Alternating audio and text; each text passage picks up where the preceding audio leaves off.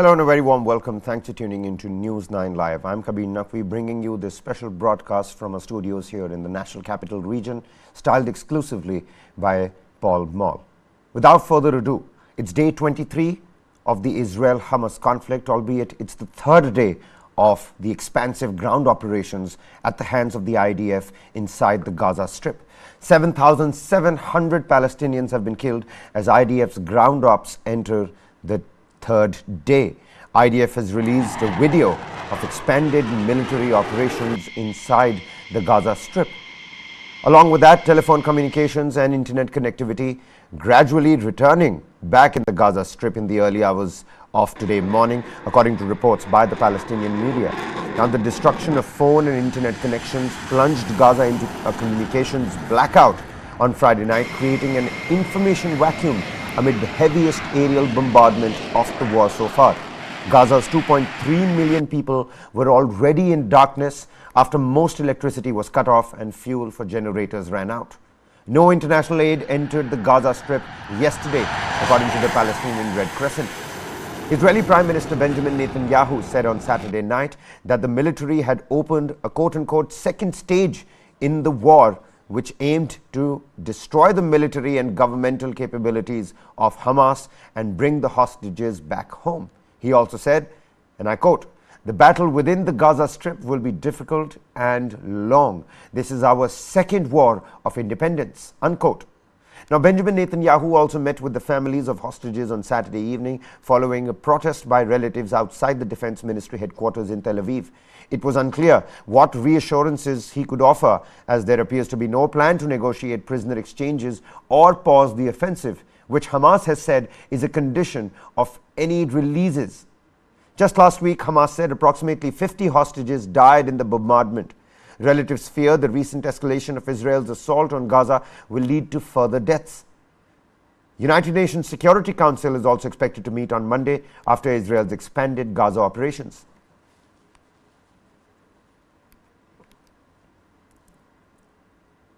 Now, just like I suggested, the Israel Defense Forces, the IDF, released a footage on Saturday of what it said was the start of a second stage in a war against the Islamist terrorist group Hamas that's running the Palestinian enclave. The footage showed Israeli tanks in operation in the Gaza Strip and Israeli forces striking what they said were buildings used as meeting points by Hamas. Now, Israel has blockaded and bombarded Gaza for almost 3 weeks after the Islamist group's Hamas's October 7th assault that killed 1,400 Israelis in one of the deadliest days of the nation's 75-year history. Though there was no indication of an invasion en masse, Israel said troops sent into Gaza on Friday night were still in the field, focusing on infrastructure, including the extensive tunnel network built by Hamas.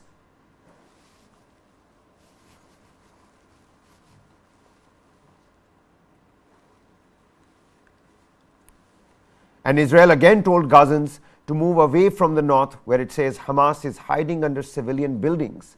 Palestinians say nowhere is safe, with bombs also smashing homes in the south of the densely populated territory.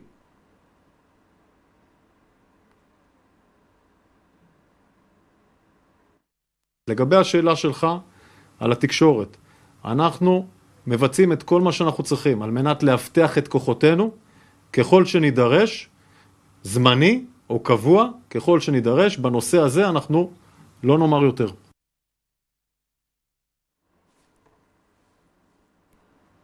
Well, now, Israeli Prime Minister Benjamin Netanyahu, he has issued a warning of a prolonged and a challenging conflict as Israel's military invasion of the Gaza Strip gets underway.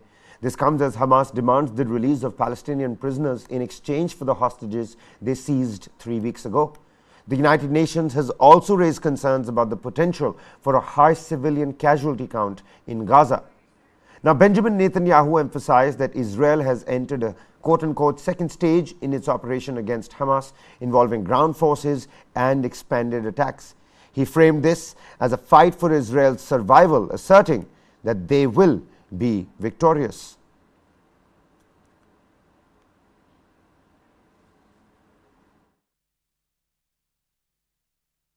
אתמול בערב נכנסו כוחות קרקעיים נוספים שלנו בשערי עזה, בפתחו של מעוז הרשע. זהו השלב השני של המלחמה, שמטרותיה ברורות. השמדת היכולות הצבאיות והשלטוניות של החמאס, והחזרת החטופים הביתה. שבכל שלב עד עכשיו, ובכל שלב מעכשיו, אנחנו נמצא כל אפשרות להחזיר את אחינו ואחיותינו החטופים לחיק משפחותיהם. המלחמה בתוככי הרצועה תהיה קשה וארוכה, ואנחנו ערוכים לכך. אחרי המלחמה, כולם יצטרכו לתת תשובות לשאלות קשות, זה כולל אותי, שהמהלך הקרקעי, שאנחנו הרחבנו אותו, יסייע לנו במשימה הקדושה הזאת. בזה אנחנו עוסקים עכשיו. אני לא יכול להגיד לך בהכרח שבפעולה הספציפית הזאת, ברגע הספציפית הזה, הם היו שותפים למיקרו-תכנון, אבל זה שהם מגבים את מכונת המלחמה של החמאס, הם מקיימים אותה. בלי הפיגומים האלה אין חמאס, כמו שאין חיזבאללה, בלי איראן. Well, meanwhile, war cabinet member Benny Gantz, he's come out and said that we will do what is right for us. This is total evil against total justice, and justice will win. Take a look at what Benny Gantz had to say. אנחנו נפעל לעיצוב מחדש של המרחב, והלחימה בטרור מול עזה תימשך בשטח הרצועה לעומקה, בכל מקום, בכל זמן שנידרש לכך, בכדי להבטיח את ביטחון היישובים שיחזרו ויבנו מחדש באזור. התמרון הוא רק שלב אחד במהלך ארוך טווח, שכולל היבטים ביטחוניים, מדיניים וחברתיים שיארכו שנים. לא נבטח עוד באחרים, נדיבים ככל שיהיו. רק אנחנו נגן על עצמנו ועל כל יהודי. מאחרי הדמעות שלנו עומדת מדינה ועומד כוח חזק וצודק. היום אני מבקש להגיד לכם, סכנת ההשמדה לא תהיה מנת חלקנו, אלא גורלם של מבקשי רעתנו. Justice will win. That's what Benny Gantz says. Meanwhile, Prime Minister Benjamin Netanyahu, he said on Saturday that Israel forces had unleashed the second phase of the Gaza war as they pressed ground operations against Hamas terrorists, vowing to destroy the enemy above the ground and below the ground. Israel is now in its second phase of the Gaza war, Prime Minister Benjamin Netanyahu said on Saturday, adding that forces are carrying out ground operations against Hamas militants. The war inside the Gaza Strip will be difficult and long, and we are prepared for it, he said. This Israel Defense Forces footage purports to show that second stage unfolding in the Hamas-ruled Palestinian enclave. Netanyahu once again called on Palestinian civilians to leave the northern Gaza Strip, the focus of Israel's attack. Israel has tightened its blockade on Gaza and bombarded it for 3 weeks now. People are isolated, with a telephone and internet blackout that began on Friday. Many buildings there have been reduced to rubble. People are scrambling for food, water, fuel, and medicine. Gaza health authorities say over 7,500 Palestinians have been killed in the campaign. On October 7th, an assault by Hamas killed 1,400 Israelis in the deadliest day of the nation's 75-year history. Meanwhile, there has been growing concern internationally over the toll from the bombing in Gaza and calls for a pause to let aid get to civilians. Here's UN Human Rights Chief Volker Turk. I am raising alarm about the possibly catastrophic consequences of large-scale ground operations in Gaza and the potential for thousands more civilians to die.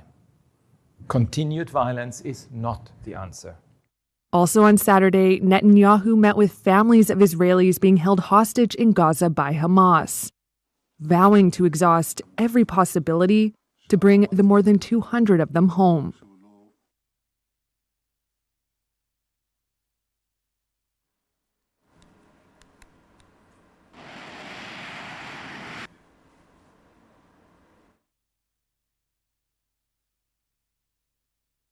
Now, Gaza's besieged people had barely any communications with the outside world on Saturday, as Israeli jets dropped more bombs and military chiefs said a long threatened ground offensive against Hamas terrorists surrounding the Palestinian enclave was gearing up.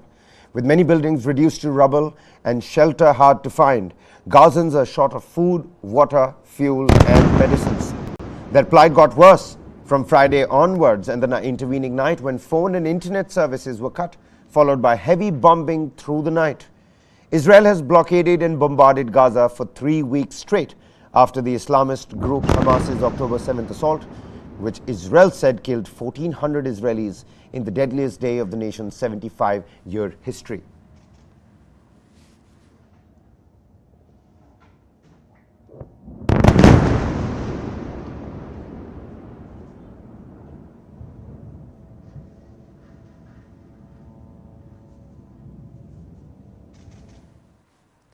Meanwhile, Prime Minister Benjamin Netanyahu on Saturday, together with his wife Sarah at the Kiryat in Tel Aviv, met for the second time with the representatives of the families of the captives in Gaza.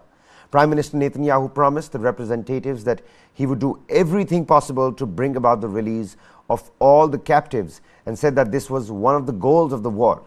His wife Sarah embraced the families and expressed her support for them at this unbearable time, for each one of them in particular and for the state as a whole.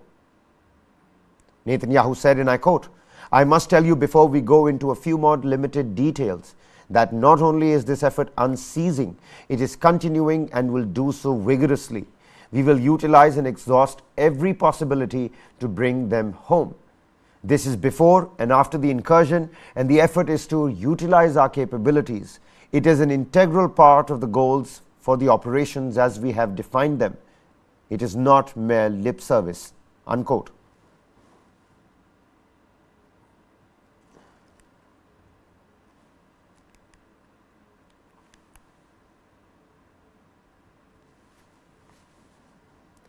But even as Israel bombarded Gaza, some rockets fired from the Palestinian enclave fell on southern Israel in the border area on Saturday, setting off fires and smoke.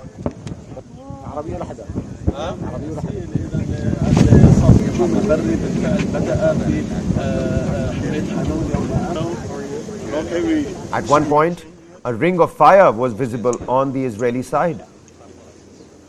Now, the Israeli military said on Saturday that it had entered northern Gaza overnight and expanded military operations with infantry and armored corps as it steps up its assault on the Hamas terrorist group. Speaking in Beirut, Hamas official Ghazi Hamad said fighters were battling with Israeli forces and called for an immediate implementation of the United Nations General Assembly decision to allow humanitarian relief into Gaza, warning of a disaster. Okay, we squeeze in here.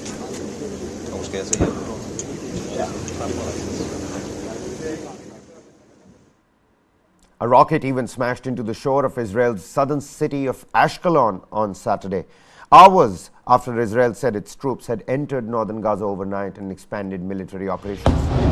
According to Israeli media reports, several rockets were fired at Ashkelon at around 3:10 local time. So far, there have been no reports of casualties. Now, Ashkelon, a city of around 150,000 residents, lies just under 20 kilometers from the Gaza Strip.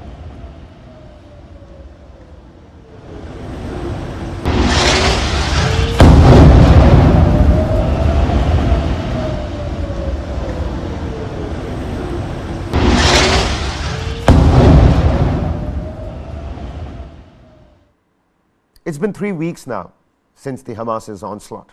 But on the 7th of October, Kibbutz Be'eri became one of the first Israeli communities targeted by the Hamas terrorists. It's now been over 3 weeks and dozens of residents remain missing. Security is tight in Kibbutz Be'eri today. But at dawn on the morning of October 7th, the army was nowhere to be seen. The more than 1,000 people living here were among the first to be attacked by Hamas fighters. They roamed the kibbutz for hours, firing machine guns, grenades, rocket launchers.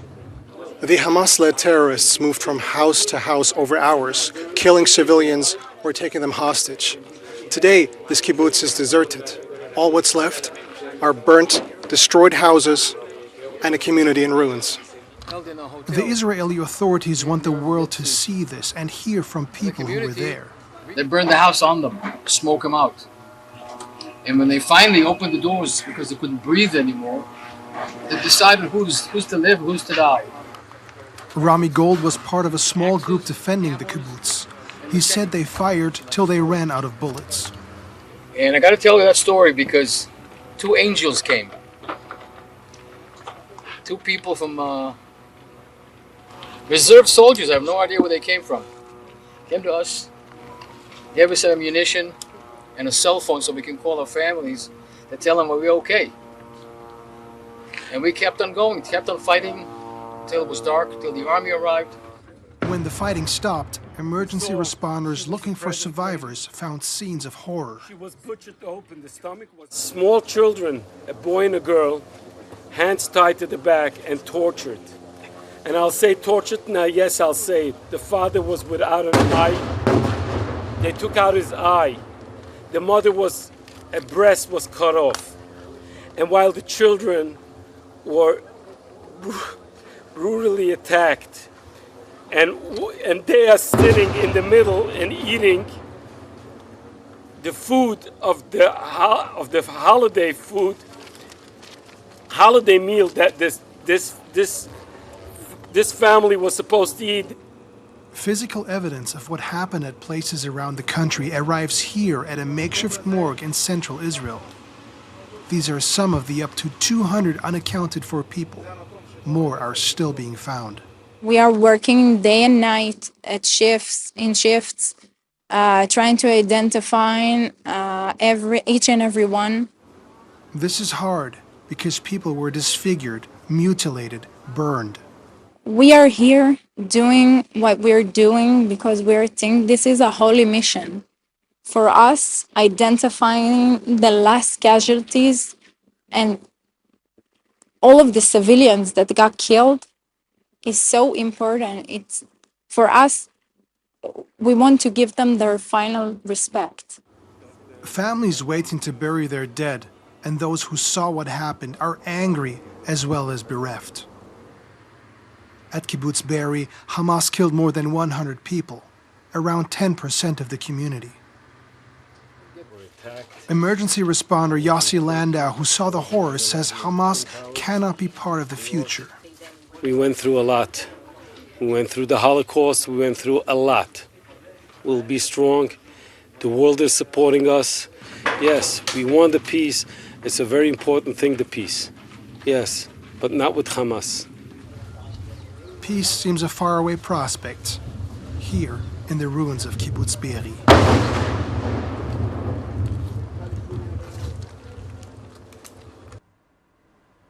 Well, now the United States has vowed support for Israel.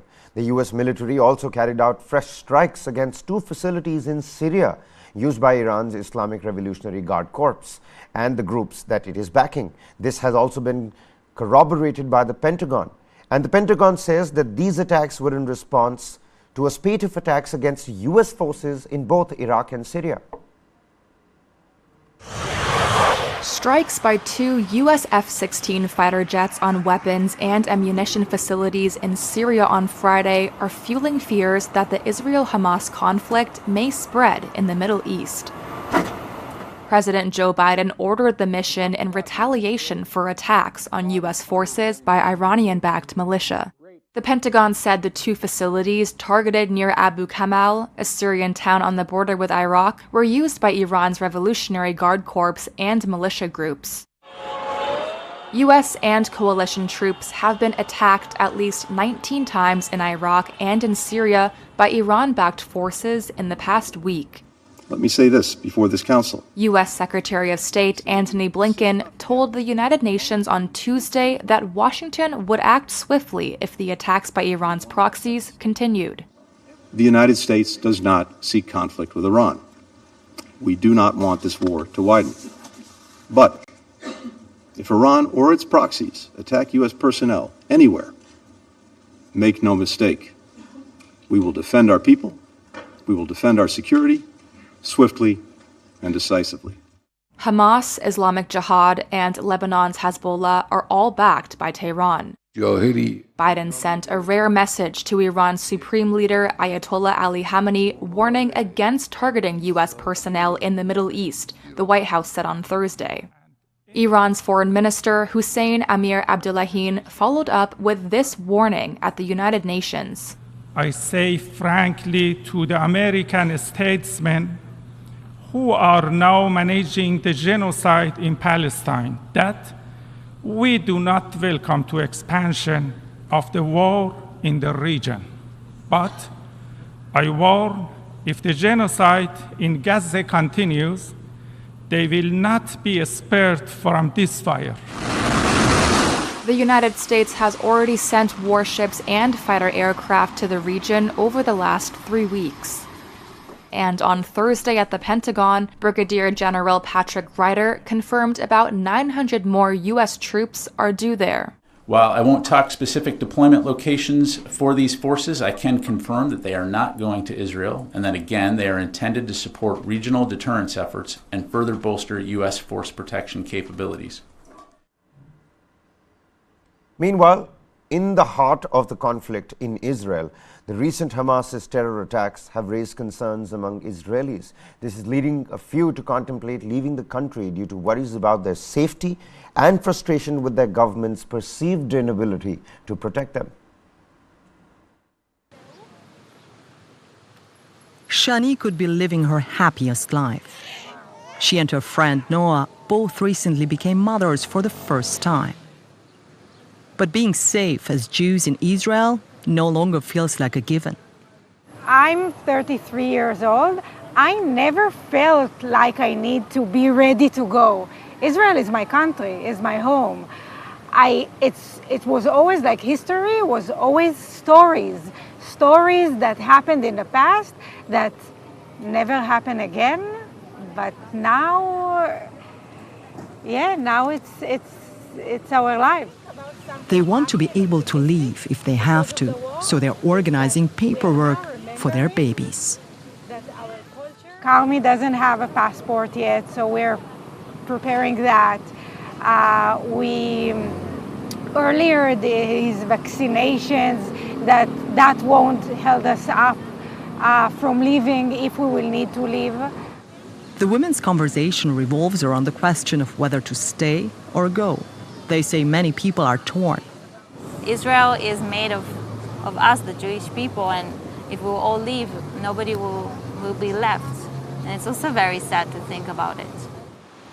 Here in Tel Aviv, hardly anyone feels like swimming. The mood is somber. Everyone is on edge. This is our country. We don't have any other place. So, yes, I'm scared, I'm afraid, but I'm not leaving. Never. A lot of conceptions we had and stories that we told ourselves about what gives us security just broke 2 weeks ago.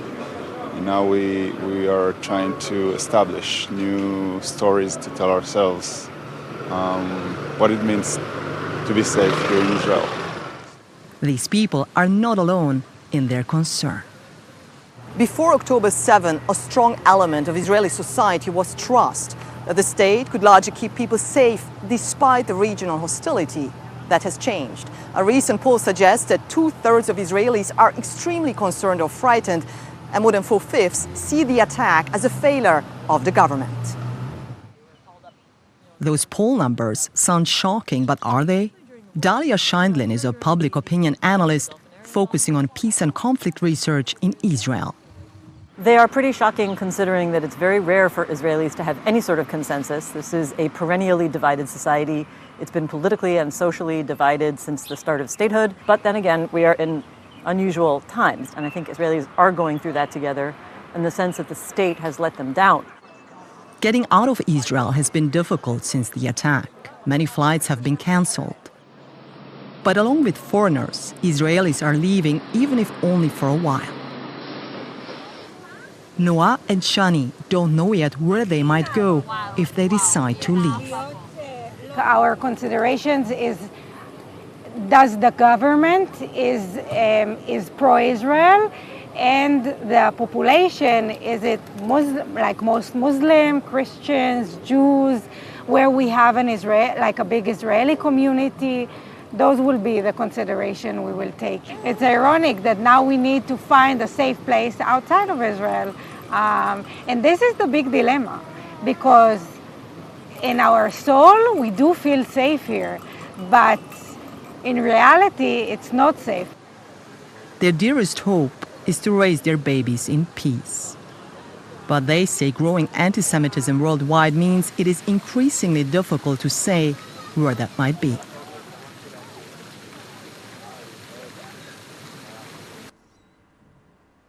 Well, to leave or not to leave, $1 million question for all those in Israel at this point in time. Meanwhile, back at home, Prime Minister Narendra Modi spoke with Egyptian President Abdel Fattah al-Sisi. Both the leaders exchanged views on the deteriorating security and humanitarian situation in West Asia. Prime Minister Modi even tweeted it out, and I quote, "We share concerns regarding terrorism, violence and the loss of civilian lives. We agree on the need for early restoration of peace and stability and facilitating humanitarian assistance."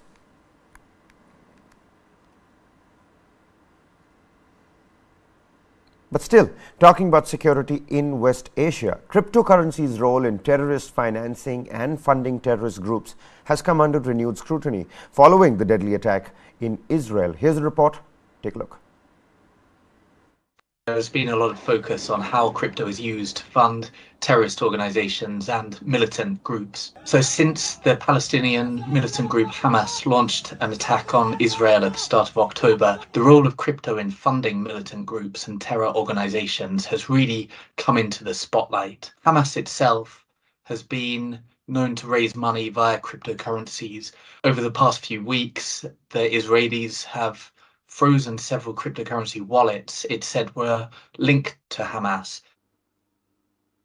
Many people say that crypto is an extremely useful tool for these kind of organizations. It's largely anonymous.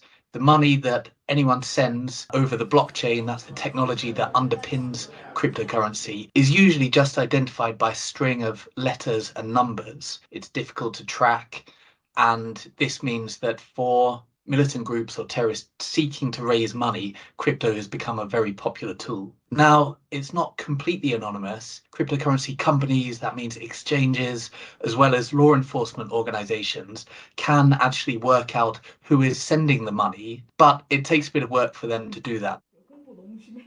The United Nations official said in 2022 that about 5% of terror attacks were considered to be financed by cryptocurrencies. A variety of cryptocurrencies are known to be used by terrorist groups and militant groups to raise funds. That said, while Bitcoin is popular, stablecoins, that's a type of cryptocurrency that's designed to keep a very steady value, have become more popular in recent years. There are also a number of other sources that these groups use to raise funds. That's anything from charities, shell companies, investments overseas, to also raise funds. So crypto is definitely part of the mix, but it's very difficult to say exactly what proportion.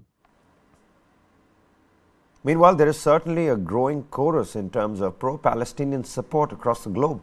Protests in the West Bank erupted as Israel escalated its own actions. The Israeli military spokesperson confirmed increased air and ground operations in Gaza with reports of intense bombardments.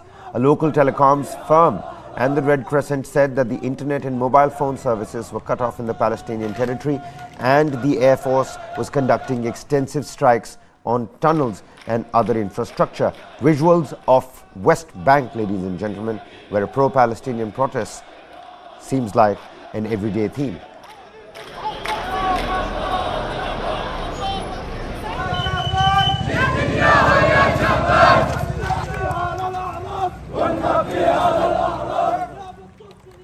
Meanwhile, video shared on social media showed police in New York arresting protesters at the Grand Central Terminal who were calling for a ceasefire in the conflict between Israel and Hamas. Among those detained was actor and model India Moore. Now, hundreds of protesters had flooded the Grand Central Terminal on Friday in the demonstration against the Israeli forces, voicing for peace forcing officials to close one of New York's major transit hubs.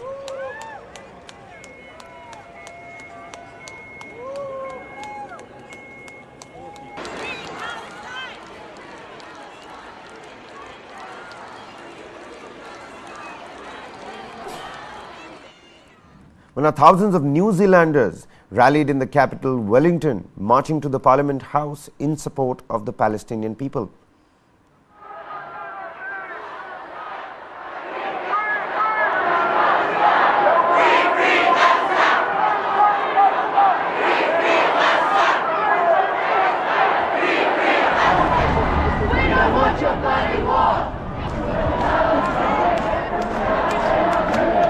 Those who attended the rally held placards reading "Free Palestine" and Palestinian flags whilst chanting those slogans. That was a statement of our independence recognised around the world. 5 years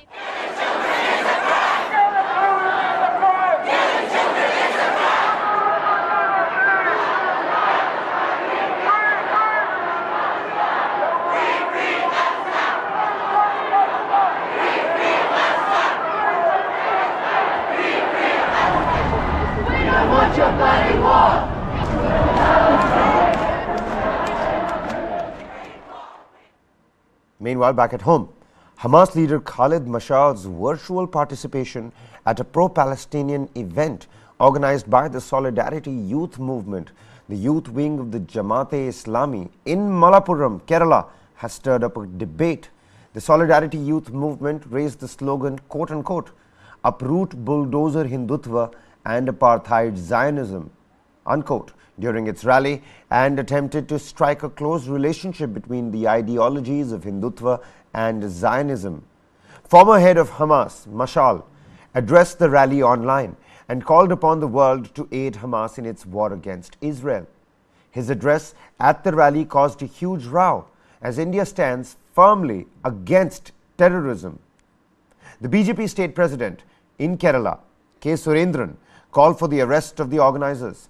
The BJP Kerala said the ruling party in Kerala was trying to glorify Hamas under the guise of quote-unquote Save Palestine slogan.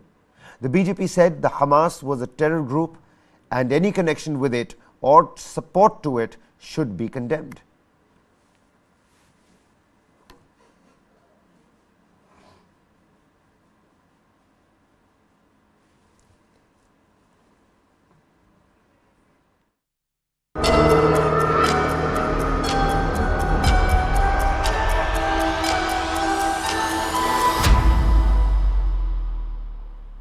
Well, taking a look at some other global developments, and a sad one to begin with. Matthew Perry, everyone's favorite friend on the Friends episode, sadly passed away on the 28th of October at his Los Angeles home. He was only 54. Law enforcement sources are reporting that Matthew Perry was found dead at an apartment, drowning in his hot tub at his home in Pacific Los Angeles, California. Reports are also ruling out any foul play in his death. However, the cause of his death hasn't been confirmed by the authorities as of yet. Now, Matthew Perry starred in a lot of movies and television shows over his career, but he is best remembered as the lovable Chandler Bing on Friends.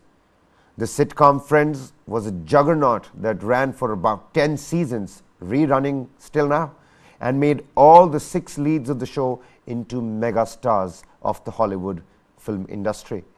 Matthew Perry's distinctive contribution to the iconic ensemble cast of Friends was evident in his involvement in shaping Chandler's character. It's a well-known fact that Matthew Perry contributed significantly to the show by writing many of Chandler's memorable lines, effectively infusing the character with his own personality and wit. Celebrities, loved ones, and tributes from world over have been pouring in. Now, Chandler became a beloved figure, cherished by viewers of all ages. Despite the applaud and fame that Matthew Perry got for his role on the show, he continued to struggle with alcohol and substance abuse issues all his life. In 2022, Perry, in his memoir titled Friends, Lovers, and the Big Terrible Thing, spoke at length about his addiction issues and how they affected his life. Matthew Perry's friends, family, and fans are all distraught and devastated over the shocking news of his death. Canadian Prime Minister Justin Trudeau, who was a classmate of Matthew Perry, posted on X, the microblogging website, saying, quote unquote, Matthew Perry's passing is shocking and saddening. I'll never forget the schoolyard games we used to play, and I know people around the world are never going to forget the joy he brought them. Thanks for all the laughs, Matthew. You were loved and you will be missed. The official account of Friends on Instagram posted a heartfelt tribute to Perry, writing, quote unquote, we are devastated to learn of Matthew Perry's passing. He was a true gift to us all, unquote.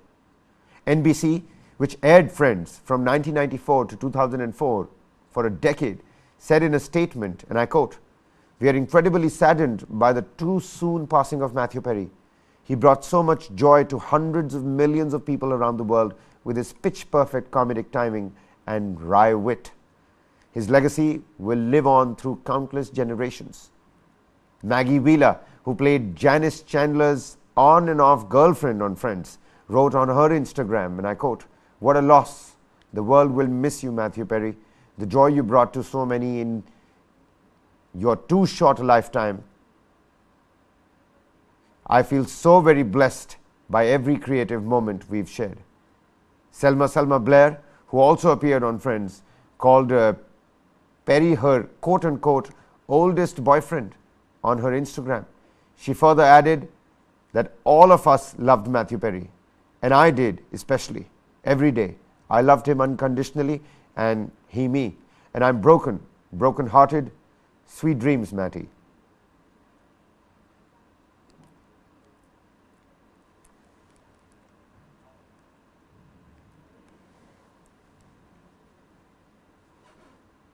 Well, now moving on, tens of thousands of opposition supporters flooded the streets of Bangladesh's capital, protesting against Prime Minister Sheikh Hasina's government. They demand her resignation before the upcoming January general election, the transfer of power to an interim caretaker government, and the release of charges against Khaleda Zia, the ailing chief of the Bangladesh Nationalist Party, the BNP, to allow her medical treatment abroad. Over 1 lakh supporters from major opposition parties have called for Hasina to step down for a free and fair vote under a neutral government. Clashes erupted near the city's largest Catholic church, with opposition supporters allegedly involved in violence and incidents like torching a complete bus and a police post. The BNP and Jamaat-e-Islami have declared a nationwide strike in protest. The clashes resulted in at least 2 deaths and numerous injuries as security forces confronted opposition members in multiple locations in Dhaka. The conflict began in Kakrel area when BNP activists led by former Prime Minister Khaleda Zia reportedly attacked a bus carrying members of the ruling Awami League to a separate rally nearby.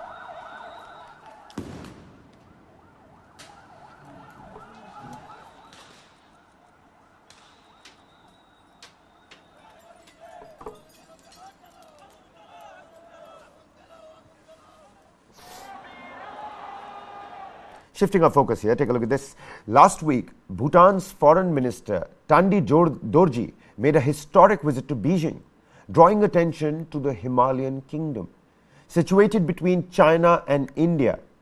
Now, Dorji's visit to Beijing was warmly received, featuring meetings with Vice President Han Jing and Foreign Minister Wang Yi, as well as a tour of city's historical landmarks, according to China's Foreign Ministry.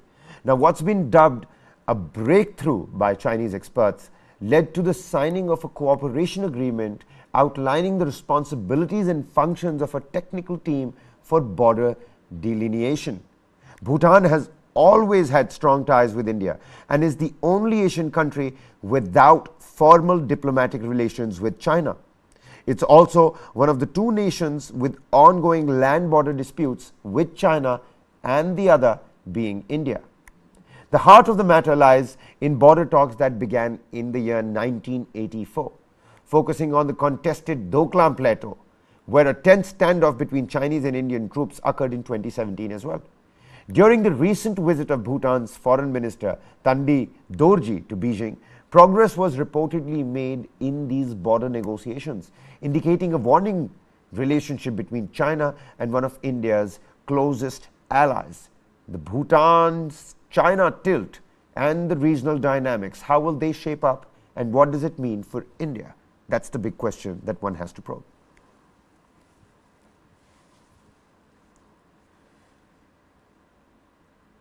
Meanwhile, in a tragic news coming in from Iran, Armita Garavan, the 16-year-old teenager who was harassed by the police for apparently violating the Islamic nation's strict hijab law, passed away yesterday. On the 1st of October, Garavan suffered severe injuries after an altercation with the so-called Iranian morality police at the Shohada station in the Iranian capital city of Tehran. The incident was captured on the CCTV and showed the sheer brutality with which Garavan was dragged off the train. Now, Garavan's parents, however, in a video had said that she had suffered a drop in blood pressure and lost her balance, due to which she hit her head on the platform. Human rights groups allege that this statement was made under pressure from the Iranian authorities.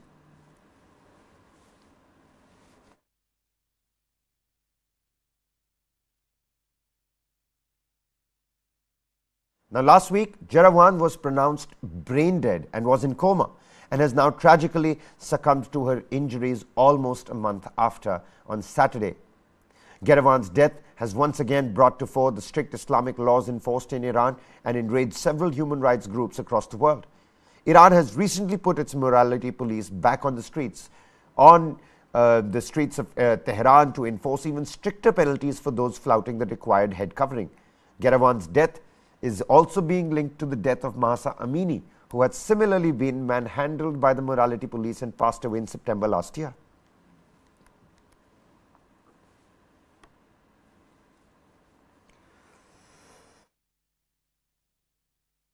CCTV footage from Tehran's metro on October 1st shows an unconscious person being dragged out from the cabin.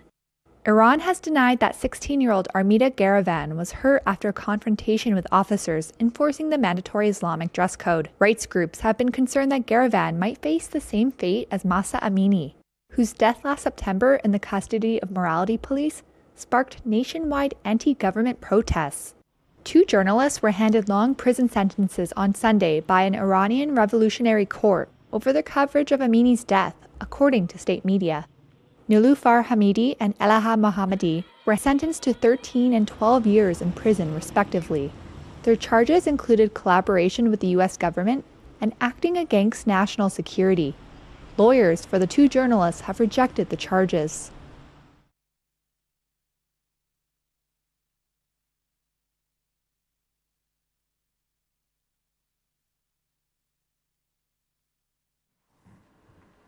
Now, Armita Garavan's death has brought back to memory Mahsa Amini, another young lady who had died after being assaulted by Iran's morality police for allegedly violating the hijab law last September.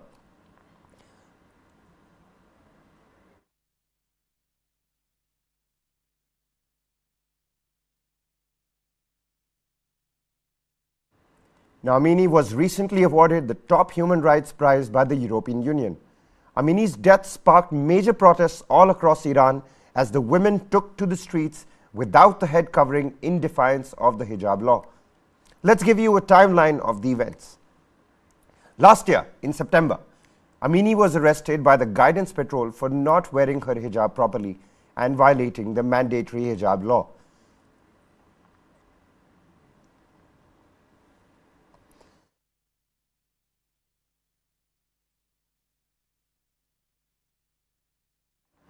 On September 16th, Amini passed away after sustaining severe injuries in police custody. Protests broke out the very next day as several women took off their hijabs at Amini's funeral and raised slogans such as "Death to the Dictator" and "Women, Life and Freedom." The protests quickly spread all across Iran with demands for an end to the Islamic regime.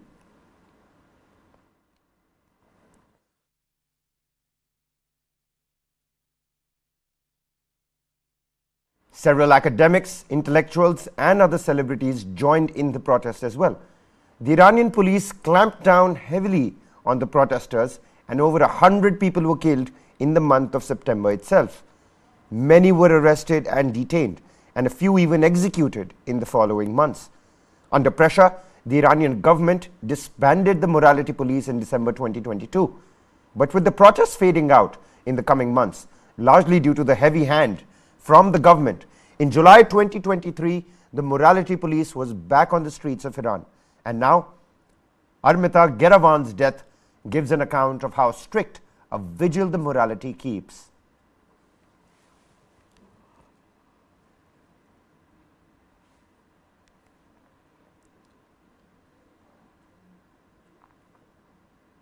Well, meanwhile, bringing you a latest update, tragedy struck at Jehovah's Witnesses Convention in Kalamassery in Kerala, where multiple explosions occurred at the Zamra International Convention Center. Amidst over 1,000 attendees, a lady lost her life and 23 others have sustained injuries. The blasts, which took place at the heart of the hall during the Jehovah Convention Center gathering, have left the community in shock. Witnesses reported around 5 explosions, leading to widespread panic. The injured have been rushed to nearby hospitals, including Kalamassery Medical College. The cause behind the devastating incident remains unknown, casting a somber atmosphere over the area. One lady has been killed in the blast. 23 people have been injured. This explosion was witnessed at the Convention of Jehovah's Witnesses.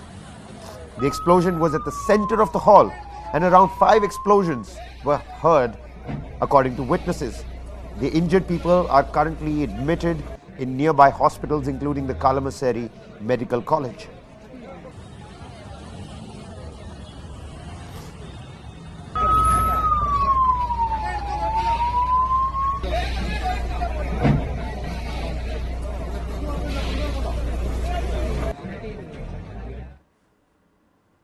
We'll bring you all the updates right out of Kalamassery, but with that, we've come to an end of this edition of News Bulletin. We'll bring you all the latest details on the other side. Don't go anywhere.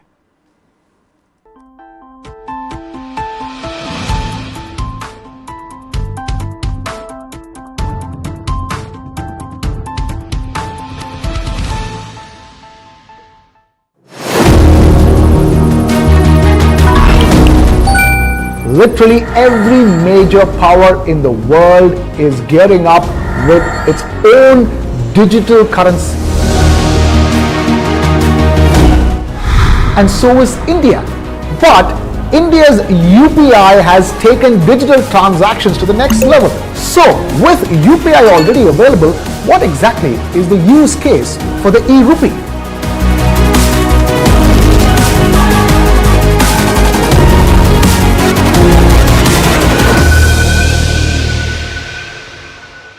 This and more streaming on world's first news OTT. News 9 Plus, download now.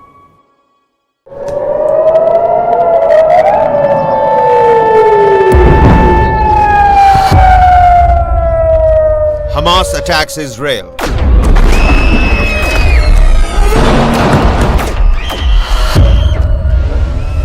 Israel Defense Forces strike back at Hamas. As the war unfolds, watch the comprehensive coverage of the Israel war only on News 9 Plus.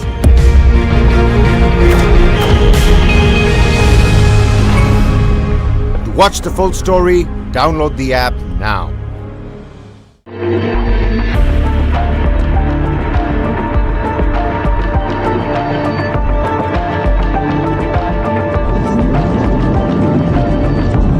This is the largest attack that the Hamas has ever done onto Israeli soil.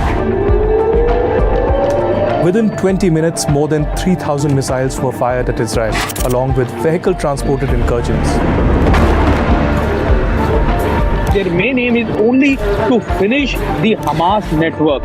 Main lifeline of Hamas, that is the tunnel, Hezbollah is also their main target. You can kill a leader or 2 leaders or 10 leaders. It may delay their functioning for some time. Most of the Hamas leadership who have been mastermind of all these things. In last 10 years, $1 billion has gone into, brought in by this leader which sits in there. So every leader has its own role to perform.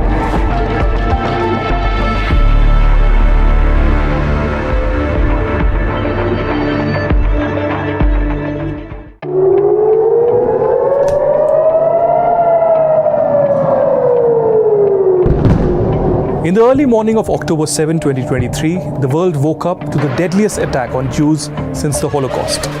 Within 20 minutes, more than 3,000 missiles were fired at Israel, along with vehicle-transported incursions. With this, Hamas announced the start of Operation Al-Aqsa Flood.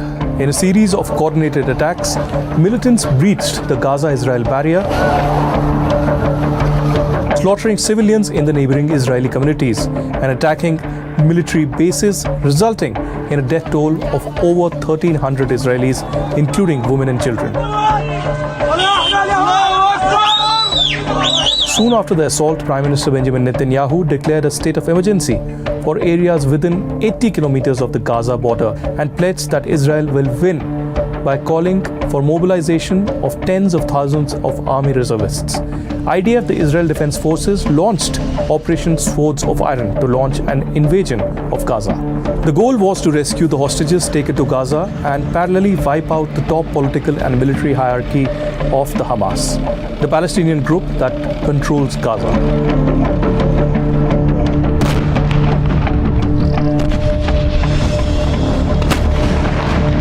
Their main aim is only to finish the Hamas network. Initially, they will destroy the main lifeline of Hamas, that is the tunnel services. They are the tunnel because once they destroy all these things, then it's very easy to make them not to operate in all these northern areas.